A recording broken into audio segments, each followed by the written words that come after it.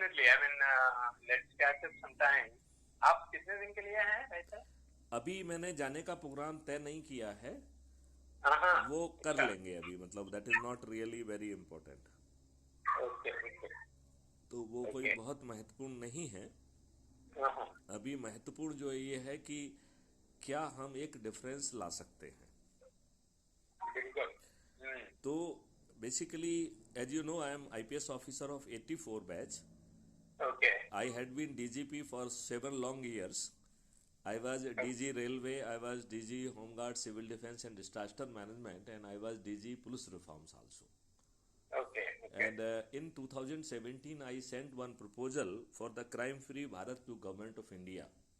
Okay And in turn, it was accepted as a national police mission under Micro Mission 06. And I am the project head of the two national police mission. One of them is Crime-free Bharat. वाह good. So that is something very wonderful. And on 30th September 2020, I sent one draft law that will be providing the statutory framework to the जो है this crime free Bharat concept, and it okay provides for the right to privacy also. But as all fundamental rights, they are not absolute. So this fundamental right is also not very absolute. It is though fundamental right, but at the same time, it is basically cast one responsibility कि the moment you will commit crime, your right to privacy will cease to happen. और इस okay ये model जो है ना स्वयं आपकी FIR कर देगा, क्योंकि जो क्राइम फ्री भारत का जो 5 सर्टेनिटी है उसमें पहली सर्टेनिटी ये है कि बिना थाने जाए, विदाउट गोइंग टू थाना, your FIR would be registered, that will be 1,000 times much more transparent, objective, and it will be having much more evidences even at the evidence level, FIR level. हाँ, very good. and basically the person who will be approaching them with a app, that app was created by me under Smart India Hackathon in 2020. So the okay technology is already developed and it is available. तो तकनीक उसमें available है, केवल integration करना है। उसके जो 5 certainty हैं वो मॉडल जो है रेडी है। और इसी सर्टेनिटी का एक दूसरा सेकंड पार्ट ऑफ इट, क्योंकि देखिए हम इंडियन में थोड़ी सी एक डिस्टॉर्शन आ गया है कि हमारे हाथ में कोई भी खिलौना आता है हम उसका दुरुपयोग करते हैं। चाहे जो है राइट टू वो मिले, आरटीआई मिले। अब ये देखिए बहुत सारे आरटीआई एक्टिविस्ट का धंधा ये है कि वो कुछ उनको छोटी मोटी बात लगेगी, उसमें वो जो है इंफॉर्मेशन को निकाल के ब्लैकमेलिंग का काम करते हैं। और they many of them they have become शुद्ध ब्लैकमेलर। और और जिससे गलती हुई है या जिसको लगता है वो फंस रहा है, और जब इनका मुंह बड़ा हो जाता है तो वो इनका मर्डर करा देता है। उसको लगता है कि ये मर्डर जो है वो ज़्यादा कम पैसे में हो जाएगा, इसका मुंह तो बड़ा खुल रहा है। और मेरा ये मानना है कि जो एक्टिविस्ट का मर्डर है वो इसी ग्रीड का कारण है। मेरा ऐसा सोचना है as a police officer. I don't know आप किस हद तक मेरी बात से सहमत हैं। नहीं नहीं नहीं, गुड बी यस। तो हमारा चूंकि हम हर चीज का दुरुपयोग करने का हमारी डीएनए का हिस्सा बन गया है, तो right to FIR and that too without going to thana, यदि हमने उसमें कॉमन्सरेट सेफगार्ड नहीं रखे तो ये जो है ना हम सब लोगों की मिजरी का कारण बन जाएगा।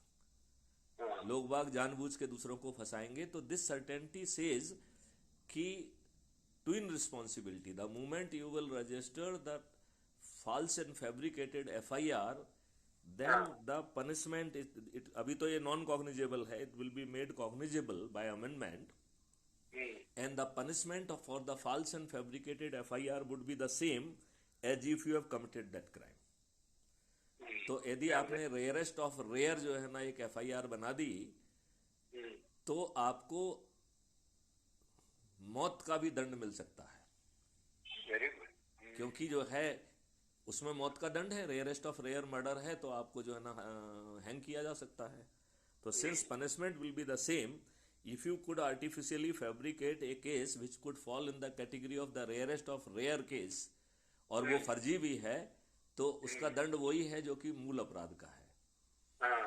और system will collect all evidences and provide it to the police, and that with certainty the person who will be filing that false and fabricated FIR, they would be wearing the, or they have to face the consequences with अच्छा, certainty. system itself will collect the evidence. System will enable police to, system will collect directly, also will enable the police also to collect, and in the process it will generate so much of the revenue कि भारत सरकार जिस revenue को collect कर पा रही है उसका 10 गुना revenue collect हो जाएगा. और इसी के एक्सटेंशन में हम कह रहे हैं कि क्राइम फ्री भारत जो है विल मेक इट श्योर कि ये देश जो है ये टैक्स फ्री हो जाएगा. मतलब द टैक्स के जो है बर्डन से, महंगाई के बर्डन से भी हमें मुक्ति मिलेगी. और at the same time it will not really create any fund deficiency. तो हमें अपने इंफ्रास्ट्रक्चर, सिक्योरिटी और सबके लिए 10 गुना ज़्यादा पैसा अवेलेबल होगा विदाउट टैक्सिंग अवर पर्सन. तो उसकी सेकंड सर्टेनिटी है कि क्राइम फ्री भारत का इंजन उन एविडेंसों को कलेक्ट कराने में पुलिस की मदद करेगा जो आज पुलिस की सोच या का हिस्सा नहीं है या रडार का हिस्सा नहीं है. और जो डीप फेक जैसी टेक्नोलॉजीज भी उस एविडेंस को मैनिपुलेट या डिस्टॉर्ट नहीं कर पाएगी, क्योंकि evidence collection will be instantaneous and it will be locked with the hash value. Hence, any kind of the manipulation is not doable. And that same set of the evidence, along with the admissibility and chain of custody, etc., will be auto-created and will be attached with that evidence and will be submitted or sent to the police and court simultaneously. Wow. तो police will not be in position to manipulate evidences. और वो इतना support करेगा. वैसे तो it is capable of doing everything without police also, लेकिन अब police को भी तो एंगेज रखना है ना. नहीं तो they will not push it. तो उनको एंगेज रखना है और उनको कंस्ट्रक्टिवली एंगेज रखना है. उनको गीता के सिद्धांत के तहत कि जब भी धर्म की हानि होगी तो मैं अवतरित होता, उनको हम ईश्वरी बना देंगे. तो पुलिस जो है, पुलिस ईश्वरी भी हो जाएगी. तो ये techno engine would help them to collect the evidences, lock with the hash value, will create immediately the admissibility certificate. तो ये एविडेंस एडमिसिबल है कि नहीं है उसका certificate would be created under the law. 65 जो बी जो है एविडेंस एक्ट का है उसके तहत वो क्रिएट करके, और चेन ऑफ कस्टडी भी क्रिएट करेगा. आप मांगो चाहे ना मांगो वो तो एविडेंस के साथ अटैच रहेगा. तो वकील मांगे चाहे ना मांगे वो एविडेंस के साथ अटैच्ड ही रहेगा. People should presume के साथ ये अटैच्ड है तो आपको सिर्फ क्लिक करके खोलना है. It is something like that. तो chargesheet would be submitted maximum within 15 days with rarest of rare evidences which are not in the radar or scanner of the present day police. That kind of the things would be on the ground.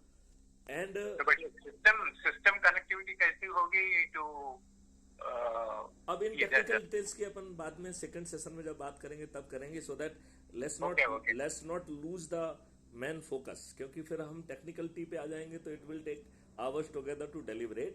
और इसको बहुत detail में हमने ढेर सारे videos में समझाया है कि टेक्नोलॉजी कहाँ तक डेवलप हो गई. इवन जो टेक्नोलॉजी डेवलपमेंट के प्रोसेस के जब हम स्मार्ट इंडिया हैकाथॉन में, या जो 53 यूनिवर्सिटीज मेरे साथ MOU में कोलैबोरेशन में हैं, तो उनके बच्चों को जो हम ब्रीफिंग दे रहे हैं उसकी जो है ना वीडियोज भी क्राइम फ्री भारत पे अपलोडेड हैं. Even those videos could be heard, seen and appreciated. I'll go through it. हाँ, that will, I sincerely request you, if you can type in on the YouTube channel Crime Free Bharat, then you will get everything over there. And if you will subscribe it and at your convenience, if you could watch one per day, I will be still grateful. No, definitely I'll do that. Okay. So the third certainty says कि जो trial होगा, ये trial भी video based distributed trial system के माध्यम से होगा और किसी को कोर्ट नहीं जाना होगा. And the court trial will be completed within 3 to 30 days. 30 days is the upper limit. it it it जो है ना provides for the through the proper legal amendment, presuming that we will have that power to make it happen, but it says that there will be two kind of appeal. First appeal is the against the judgment. It will be the similar appeal which we are having at present. The second kind of appeal, it is against the judge. और इस appeal में हम वो सब evidence लगाएंगे appeal के साथ ही कि देखिए साहब प्रकरण में पर्याप्त साक्ष्य थे, जज महोदय ने किसी अन्य कारण से उन्हें नजरअंदाज करके गलत निर्णय दिया है. Right? It amount to casting aspersion on the judge. It means casting aspersion on the judge will no more be contempt. Beautiful. मतलब उसको contempt से बाहर करना पड़ेगा, ठीक है ना? Now this shield, आप जो है ना injustice करो और shield enjoy करो, ये नहीं होगा, right? यही तो हो रहा है पूरा इंडिया. हाँ, यही हो रहा है. तो वो इंसुलेशन हटा दिया जाएगा. और then that judge महोदय जिन्होंने गलत निर्णय दिया है, he will be made to defend his own judgment. अपने ही हृदय के सामने, अपनी ही बेंच के सामने उन्हें अपने जजमेंट को डिफेंड करना होगा. And if he could not defend, उनको महाअभियोग से अभियोजित कर दिया जाएगा. That will be mandatory.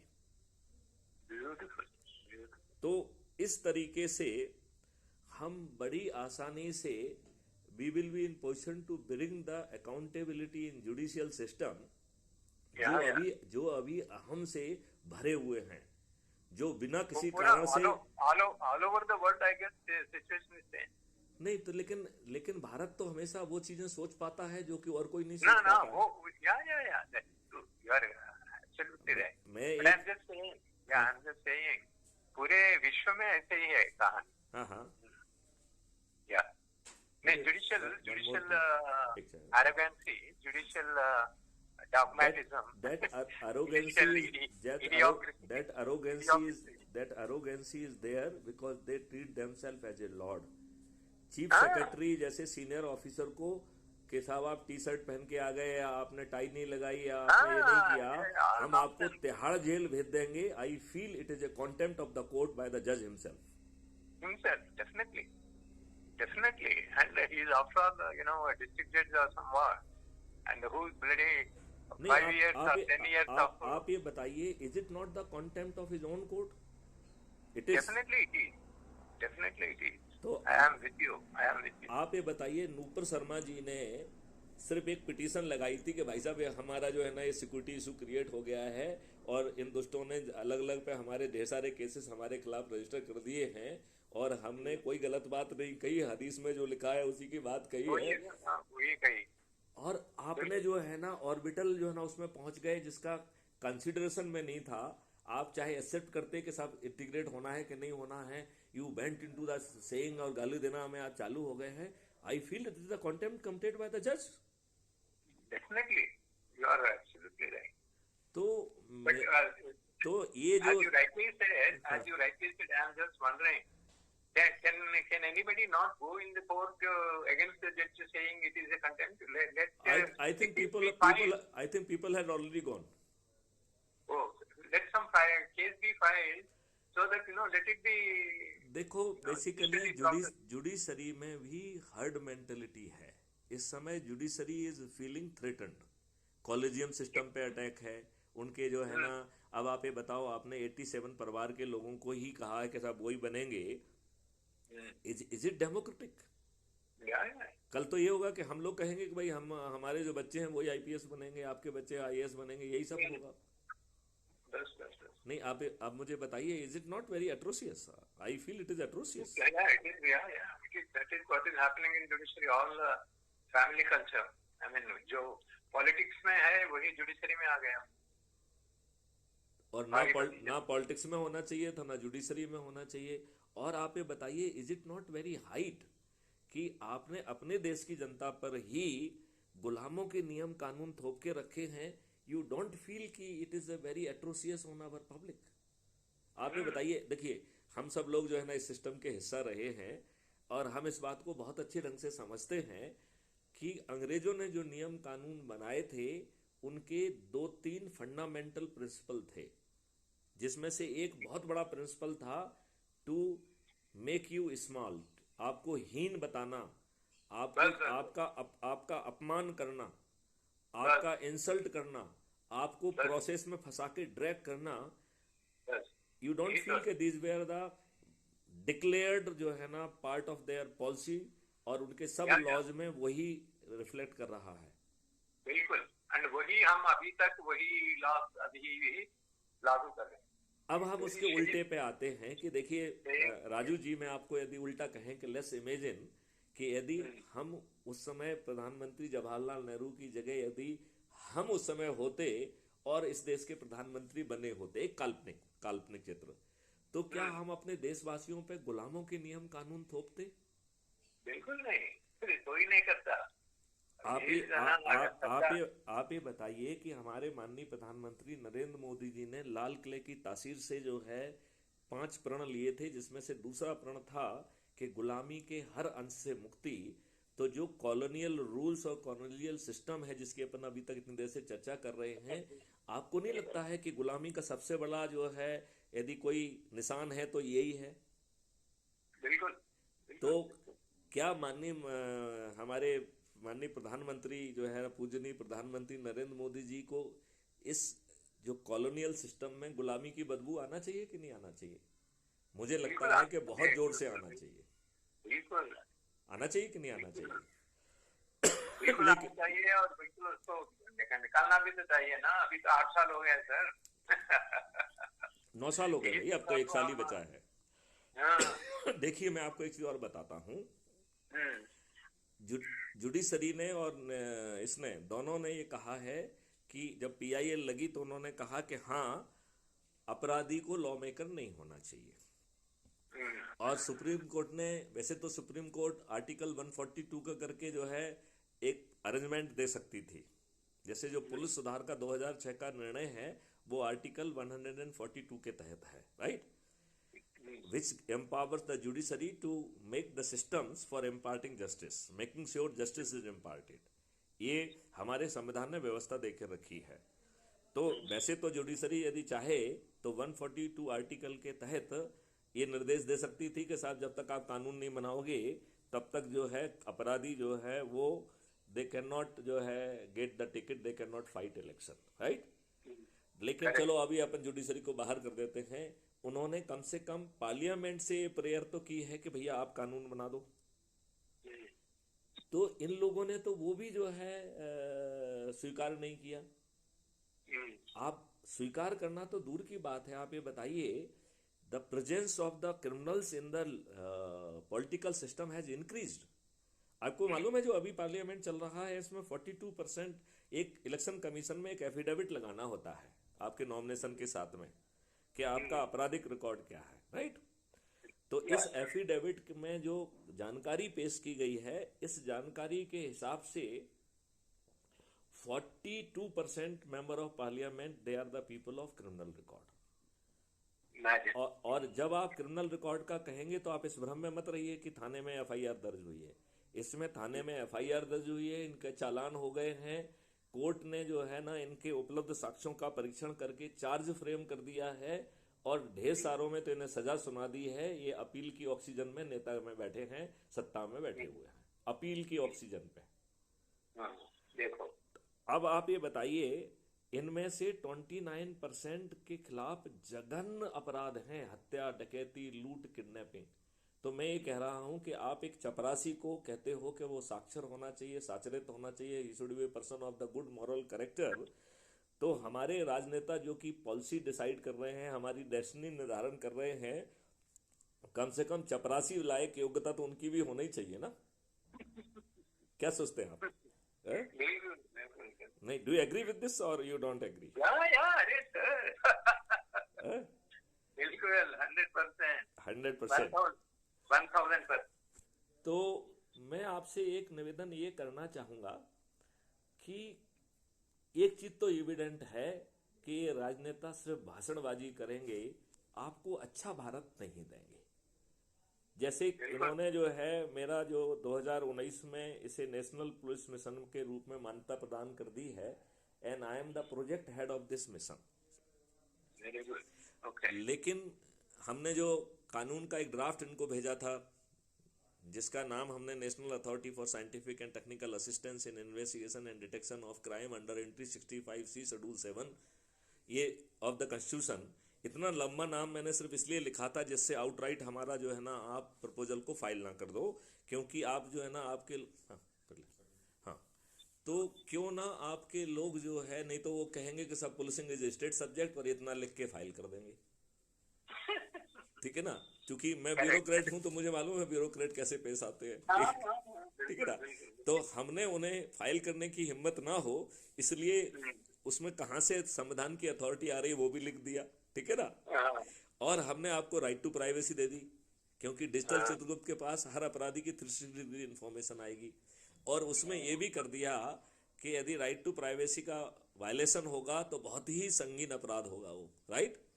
और राइट टू प्राइवेसी दो में भी equivalent to the fundamental right, but it is जैसे सभी फंडामेंटल राइट जो है ना they are having the limited value, ऐसे ही ये फंडामेंटल राइट भी, the moment you commit a crime this fundamental right will cease to exist for you. तो ये सिस्टम ही आपके खिलाफ FIR दर्ज कर देगा, एविडेंस प्रोवाइड कर देगा, आपको अरेस्ट करा देगा, क्योंकि भारत का हर नागरिक पुलिस ऑफिसर है, ये तथ्य भारत के नागरिकों से छिपाया गया है।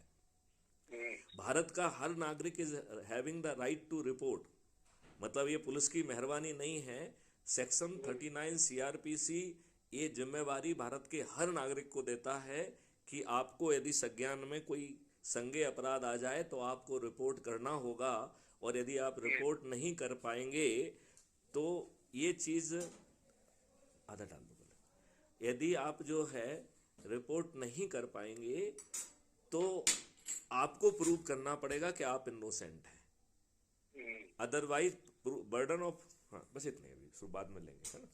हाँ तो द बर्डन ऑफ प्रूविंग, डाल दो, दो डाल दो, नहीं एक डाल दो, हाँ एक डाल दिया, ठीक है, ओके। तो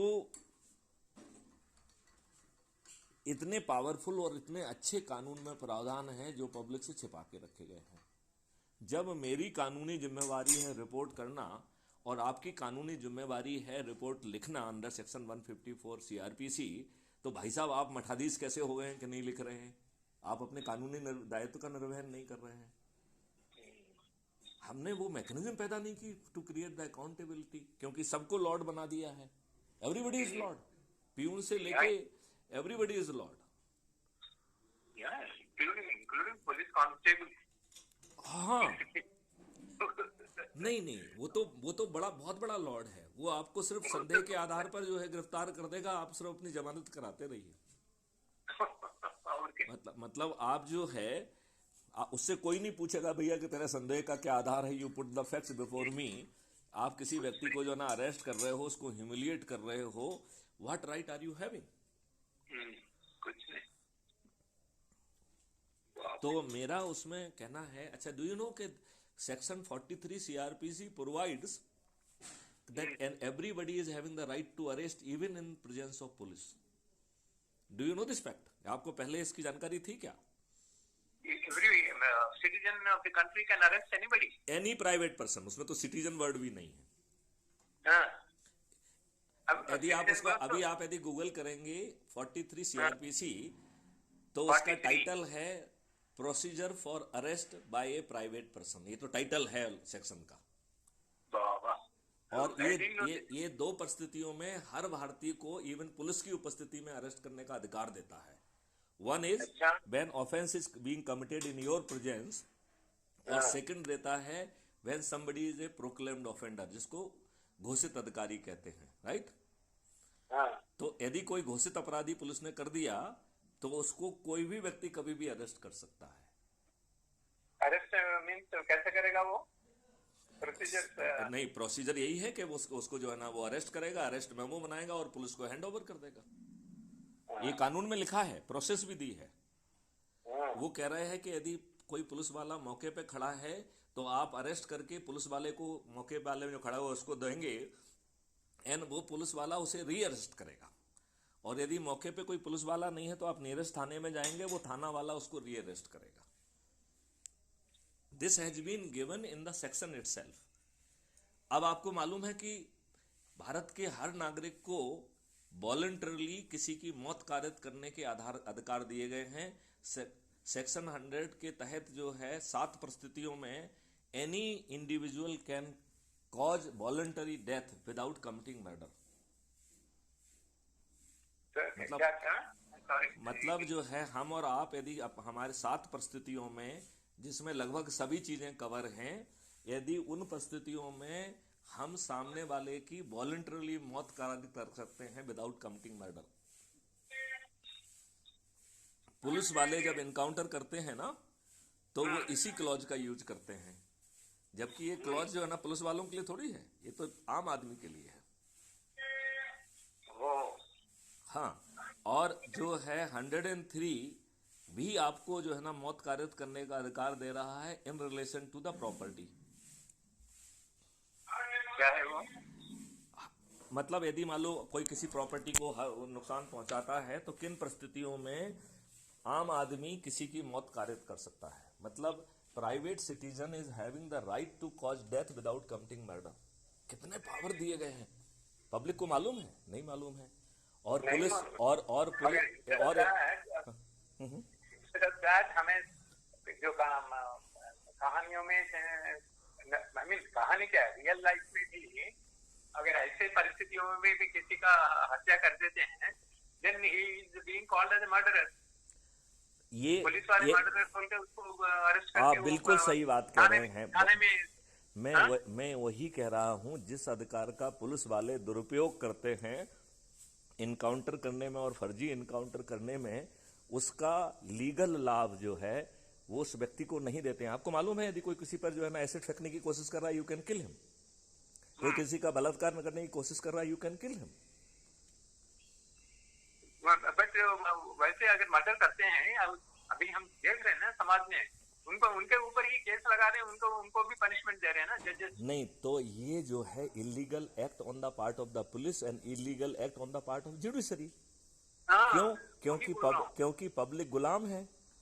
आप चाहो जो चाहो उस पर कहर ढाओ, कौन आपको जो है ना रोक रहा है? एडवोकेट को भी मेरे ख्याल से सेक्शंस पता नहीं है, फिर पता नहीं है, ईगो में है। आप गुलाम हो, साला आप सड़ो गलो, हमारी सेहत पे क्या फर्क पड़ रहा है? तभी तो आप जो है ना प्राइम मिनिस्टर जैसे केस में 33 साल में न्याय नहीं कर पा रहे हो। आम आदमी जो है ना उसकी पुस्तैलें निकल जाती हैं। एक फोटो मैंने डाला है, तो आप ये देखेंगे कि साहब जो है ना आदमी जो है गल जाता है, मर जाता है और उसको न्याय नहीं मिलता है। न्याय की भीख मांगते हुए जो ना दूसरी पीढ़ी तक, तीसरी पीढ़ी तक पहुंच जाता है। आई डोंट नो, आपने एक मूवी देखी है क्या? आपने एक मूवी देखी है क्या, कागज? आप जो है कागज मूवी देखिए। वो एक वो जो है ना बता रही है कि एक आदमी का जो है को उसके चाचा जो है मृत घोषित करके उसकी संपत्ति को खा जाते हैं। कौन से मूवी था? कागज, पेपर, कागज पेपर। तो और वो जो है वो व्यक्ति जो है, उसकी पत्नी कहती है कि भैया तुम्हारा बैंड इतना अच्छा चल रहा है, तुम यदि बैंड को अपना और बढ़ा लो तो और पैसा कमा लोगे। तो उसने कहा कि यार जो चल रहा है ठीक चल रहा है। तो उसकी पत्नी उसे फोर्स करती है, तो वो बैंक जाता है। बैंक वाला कहता है कि हाँ तुम्हारे नाम पे कुछ प्रॉपर्टी है? बोले हाँ मेरे पास पुश्तैनी जमीन है। तो वो जाता है अपने गांव में अपने पेपर लेने के लिए, तो उससे मालूम पड़ता है कि उसके चाचा ने अपने नाम पे करा लिया उसे। अब जो चाचा ने उसे अपने नाम पे करा लिया है, ठीक है ना, अब जो है आप मुझे बताइए, वो हर जगह जाके ये सिद्ध करने की कोशिश करता है कि भैया मैं जिंदा हूं। और वो जो है अपने आप को ऐसे एक्ट भी करता है जिससे वो गिरफ्तार हो जाए। गिरफ्तार होगा तो रिकॉर्ड पे आ जाएगा कि जिंदा है, तो पुलिस उसे गिरफ्तार नहीं करती है। वो कोर्ट में जाके बदमाशी करता है, कोर्ट भी उसे गिरफ्तार नहीं करती है। और वो जो है ना सिर्फ इसलिए करता है कि फाइनली जो है वो ये सिद्ध करना चाहता है। फिर वो अपनी अर्थी निकालता है, मतलब वो फाइनली जो है उसको रिलीफ मिलता है विधानसभा से। विधानसभा उसको जीवित घोषित करती है। मतलब एक जिंदा आदमी को सिस्टम अपने लाभ के लिए मृत घोषित कर देता है झूठ मूठ बना के। हमारा सिस्टम इतना घटिया है, बताओ। बताओ। और हम और आप जो है उन्हीं नियम कानूनों पे बंधे हुए हैं जो अंग्रेजों ने बनाया हुआ था। हम में से अधिकांश लोग जो है अपने सिस्टम की मलाई खाने के लिए ज़्यादा इच्छुक हैं, और पोस्ट रिटायरमेंट हमको कुछ किसी का अध्यक्ष बना दिया जाए, इसके बाहर हम लोगों की सोच जाती ही नहीं है। I hope mister Raju you agree with me. ना या बिल्कुल, आई एम 100% सर। ओ बाबा, हॉरिबल। हाँ, तो इट अच्छा is sir, very.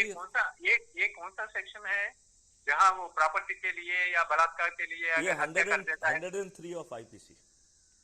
103 of IPC. IP. 103 of the शायद सीआरपीसी। चेक कर लीजिए, इधर आईपीसी और या सीआरपीसी। आई थिंक आईपीसी ही है। इट इज 100 है for the protection of the physical protection, और 103 है for the protection of the property. And in both the cases you can kill a person voluntarily. अच्छा ये बताइए, जब आपको राइट टू डिफेंस मिलता है, और मिस्टर राजू ये बताइए कि आदि आप मुझे मारने आए, राइट, और मुझे राइट टू प्राइवेट ऑफेंस है to the extent of saving myself, I can kill you, right. तो यदि हमने आपको गोली चलाई या चलो मरे नहीं है, आपको कुछ घाव लग गया है, तो काउंटर केस कैसे हो सकता है? यदि पुलिस रजिस्टर भी करती है तो एक केस ही जो है चालान होना चाहिए, क्योंकि एक विक्टिम होगा और एक ऑफेंडर होगा, और विक्टिम को जो राइट टू प्राइवेट डिफेंस है, तो वो जो कुछ उसने अपने बचाव में किया है, it is not a offence. तो इसका मतलब है कि police should not be the capable, and it is A police की फर्जी कार्रवाई है यदि वो काउंटर केस को जो है कोर्ट में चालान कर रही है। तो कितने काउंटर केस जो ना पुलिस चालान कर रही है? क्या जजेस को इतनी समझ नहीं है कि काउंटर केस का चालान नहीं हो सकता है? Law does not permit it. नहीं, it is a very horrible state of affair. लेकिन सवाल ये है ना कि आप गुलाम भारतीय हो, आपका तो कोई हक ही नहीं है। आपके साथ प्रॉब्लम ये है कि आपका कोई हक ही नहीं है। Do you agree with me और नॉट? बिल्कुल सर, भाई क्यों। तो अच्छा, वो क्या था, वो जो अरेस्ट करने वाला सेक्शन कौन सा था? वो सेक्शन 43 सीआरपीसी। आप गूगल करिए ना 2 मिनट में, आप तो किताब मैं करता हूँ, वही 43 एंड 100 देखो 39 आपको राइट देता है, राइट टू रिपोर्ट। पुलिस वाला आपको रिफ्यूज नहीं कर सकता है, क्योंकि आपकी लीगल रिस्पॉन्सिबिलिटी इस हद तक है कि यदि आपने रिपोर्ट नहीं किया तो you have to prove your innocence, otherwise आपको जेल भेजा जा सकता है। जहां हमारी लीगल रिस्पॉन्सिबिलिटी इस एक्सटेंड पर है और आपकी लीगल रिस्पॉन्सिबिलिटी रिपोर्ट लिखने की है, तो आप मुझे बताइए कि आप क्यों जो है ना हमारी रिपोर्ट नहीं लिखेंगे? It is your legal responsibility. Both of us are doing our legal responsibility, और हमारी लीगल रिस्पॉन्सिबिलिटी ज्यादा बड़ी है, क्योंकि यदि हमने रिपोर्ट करने में यदि हम फेल हुए तो हमें अपनी इनोसेंस सिद्ध करना पड़ेगी। And if we fail to जो है ना do that prove our innocence, then आप मुझे जेल डाल सकते हैं, 2 महीने या 3 महीने की सजा है उसमें। तो मतलब हमारा लीगल रिस्पॉन्सिबिलिटी आपकी लीगल रिस्पॉन्सिबिलिटी से ज्यादा वैधानिक और बड़ी है कि नहीं है? बिल्कुल है, बिल्कुल। तो फिर पुलिस में रिपोर्ट क्यों नहीं लिखती? नहीं, मतलब मैं ये कह रहा हूं, पुलिस की यदि असंज्ञेय अपराध है तो 155 में लीगल रिस्पॉन्सिबिलिटी है, और यदि संज्ञेय अपराध है तो 154 जो है ना सीआरपीसी में उसकी जिम्मेवारी है। देन फिर पुलिस अपनी लीगल रिस्पॉन्सिबिलिटी का पालन नहीं कर रही है, और आदमी जो है ना अपनी रिपोर्ट लिखाने के लिए भटक रहा है। हमने कैसा सिस्टम पैदा किया है?